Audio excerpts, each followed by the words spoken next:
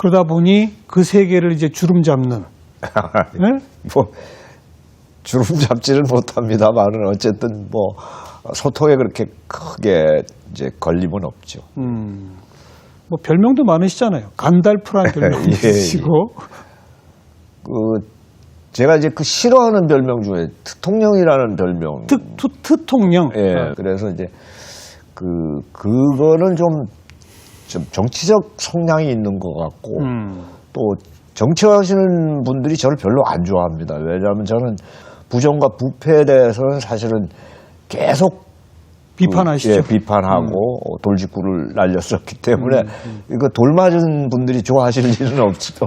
그래도 선거 때만 되면 와서 인사하지 않습니까? 예, 뭐 그래서 그게 상당히 이제 불편합니다. 그 예. 호칭은. 네. 예. 뭐 우리나라가 제가 부러운 것은 사실은 청와대에 계시는 대통령보다는 뽀통령이라고 어린이들한테 뽀로로 예, 사랑을 받는 그 뽀통령이 상당히 부럽습니다. 예. 트통령보다 예. 뽀통령이. 예. 네. 그런 그 수없이 많은 그 소통 그 속에서 200만이 넘는 팔로워를 거느리시게 된 비결은 뭐라고 봐야 될까요? 특히 세대를 초월해서 이렇게 사랑을 받는. 예, 그 소통이라고 하면은 서로라고 하는 그 단어가 반드시 있어야 합니다. 쌍방 서로. 예. 일방통행은 절대로 소통이 아니죠. 예, 그래서 양쪽이 다 열려 있어야만 가능한 것이거든요. 그래서 첫째 그 소통의 가장 기본되는 요소는 애정입니다. 상대방에 대한 상대방에 대한 애정. 그거는 무조건 깔고 시작을 해야 합니다. 예. 근데 그런데도 불구하고 사실 불통인 경우가 많죠. 그렇죠. 대만이죠. 예. 상대방에 대한 애정으로 그의 입장이 되어봐서 네. 그렇기 때문에 자연스럽게 나의 표현도 모두 다 조심스러워질 수밖에 예, 없죠. 그러니까 이제 용이해지는 것이죠. 훨씬. 그런 게 뜨거운 반응이 금방금방 오든가요, 그렇게? 그렇지는 않습니다. 특히 현대 사회는 또 특성이 이기성이 더 두드러진 그렇죠. 시대거든요. 네. 그래서 다 자기 그 의사를 굽히지 않고 그러니까요. 자기 방식대로 사고하고 자기 방식대로 결론을 내리죠. 그런데 이제 대개의 경우 오늘날 젊은 세대들은 그 다양성에 대해서 상당히 긍정적이고 그리고 다양성은 반드시 수용해야 한다는 생각을 가지고 있습니다. 젊은 세대들에 대해서는. 그런데 다양성이 곧 정당성은 아니거든요. 예. 그래서 다양하기는 하더라도 정당치 않은 경우도 있다라고 하는 것을 설득할 또 필요를 느낍니다. 물론이죠. 아까 말씀처럼 칭찬만이 아니라 재직도 하고. 그렇죠. 그러니까 그처럼 애정과 사랑을 바탕에 두시되 네. 필요한 말은 또 거침없이 하시는 네. 아마 그런 것들이 일종의 팬덤을 만들어내는 거 아닐까 싶은 생각이 들었어요. 그런 일면도 있습니다. 피부로 느껴지시죠?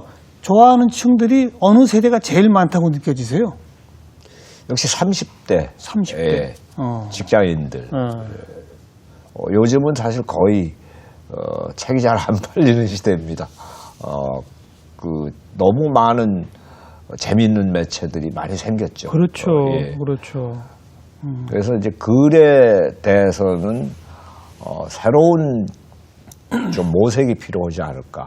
쓰는 사람들이라든가 만드는 사람들도 이제 새로운 모색이 필요한 시대가 대중과 왔다. 호흡하기 위해서는 작자들이 변화해야 된다. 네네. 사실은 권위가 독자와 작가의 거리를 오히려 더 멀어지게 만드는 폐단이 있었습니다. 그게 없지 않아 있었는데 저 같은 경우는 어쨌든 그래도 많은 독자들을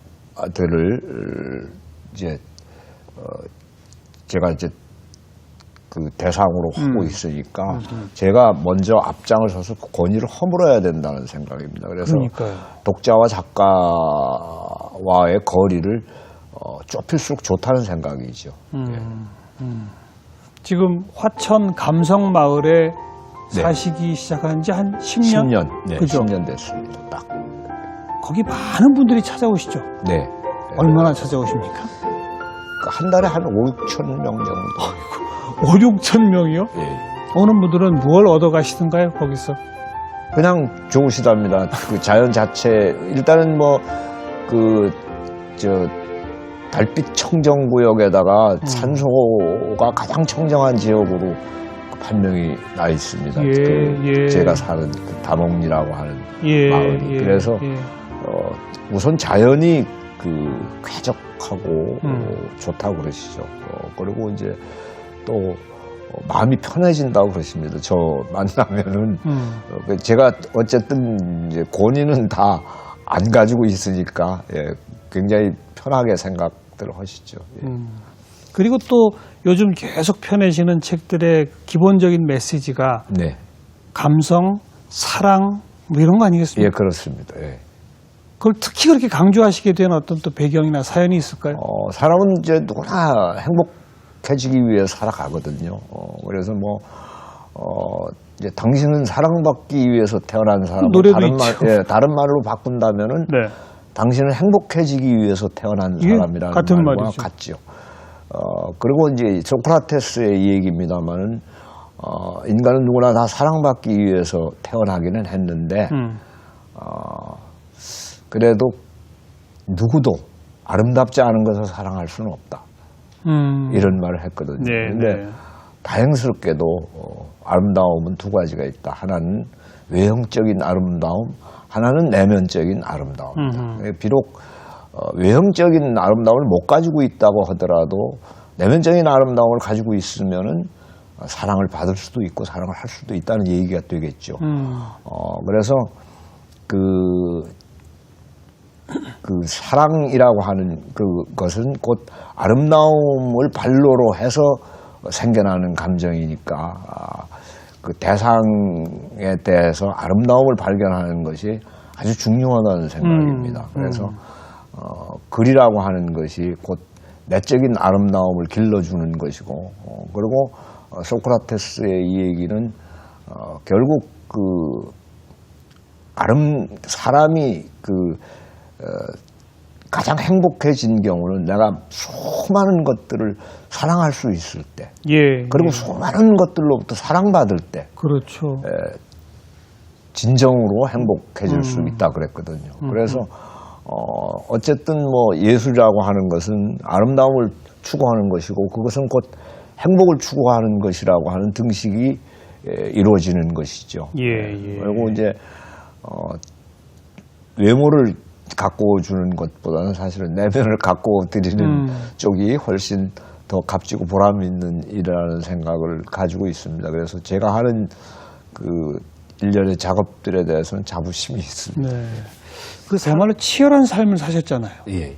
작가의 세계로 접어드셔서 여러 번 언급됐습니다만은 온갖 스스로를 글 감옥에 가두시기도 하고 쇠창살도 직접 막 다 하셨죠? 예, 뭐 집사람이 제가 어느 날 제가 너무 자유분방한 사실은 삶을 살아왔으니까요. 거의 뭐 꽃비 풀린 망아지 같았는데 깊은 우울증에 빠졌어요, 집사람이. 그래서 환경을 좀 바꿔야 되겠다 싶은 생각이 드는데 글을 써가지고는 환경을 바꿀 수 있는 여건이 못 됐었습니다. 그래서 좀 피눈물 나게 글을 쓰면은 어떨까? 좀 운명도 좀 바뀌고 환경도 바뀌어지지 않을까? 그래서 좀 나를 좀 통제하고 싶은 아주 철저하게 좀 통제를 해서 운명을 한번 바꾸고 싶다라는 생각으로 사람한테 얘기를 했습니다. 그러니까 감옥 철문 같은 거 이렇게 달아놓고 안에서 그냥 두문불출하면서 글 쓰면 어떨까? 그러니까 집에서. 그날로 그 말 떨어지기가 바쁘게 집사람이 시내 나가서 철문을 사왔어요. 납품업자를 수소문해가지고 교도소 철문 납품업자한테 주문을 해가지고 달았어요. 집필실에다. 그래서 그날부로 방 다 개조하고 안에 감옥하고 똑같이 해서 속칭 이제 뺑기통 화장실도 마련하고 밑에 식구통이라고 하는 걸로 배식하고 이렇게 해서 안에서 9년 동안 감옥살이를 하면서 벽오금악도라는 소설하고 황금비늘이라는 소설 그 2권을 냈습니다. 그게 거기서 나온 작품들입니까? 예, 예. 잘 써지시던가요? 아유, 뭐 처음에는 어려웠죠. 예. 정말로 가깝하고 막 뛰쳐나가고 싶고 그랬는데 나중에 그랬습니다. 이제 그 세상이 나를 가두었다라고 생각할 때는 못 견뎠는데 드디어 내가 이제 세상을 가두었구나라고 하는 것을 느끼는 순간 굉장히 편해졌어요. 내가 세상을 가두었다. 예. 세상과 단절을 내가 자처한 것이고 그것은 곧 세상을 내가 가둔 셈이 되는 것이다. 이렇게 판단하면서 편해졌죠. 네. 그리고 글에 전념할 수 있었습니다. 그런 흐름을 쭉 되돌이켜 보시면서 네. 이제 와서 생각해 보시면 나를 작가로 이끈 것은 그 힘의 원천은 뭐였다?